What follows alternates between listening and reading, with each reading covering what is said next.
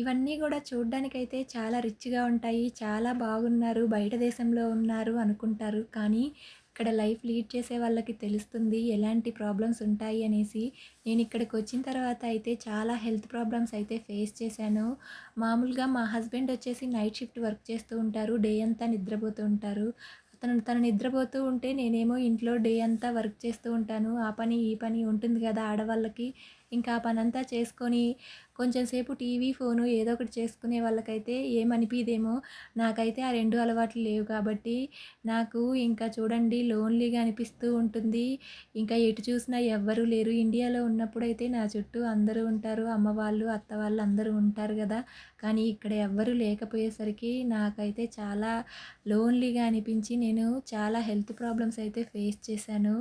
ఇంకా ఇప్పుడైతే నేను బానే ఉన్నాను. ఎందుకంటే యూట్యూబ్ ఛానల్ స్టార్ట్ చేసిన తర్వాత నా ఫోకస్ అంతా దీనిపైనే ఉంది. మనీ వచ్చినా రాకపోయినా ఫస్ట్ అయితే మంచిగా దీన్ని ఎలాగా మనం మంచిగా మాట్లాడాలి, ఎలాంటి కంటెంట్ తీసుకోవాలనేసి నా ఫుల్ కాన్సంట్రేషన్ మొత్తం దీనిపైన పెట్టేశాను కాబట్టి కొంచెం హెల్త్ ఇష్యూస్ అయితే ఇప్పుడైతే ఏం లేవు. Thank you so much.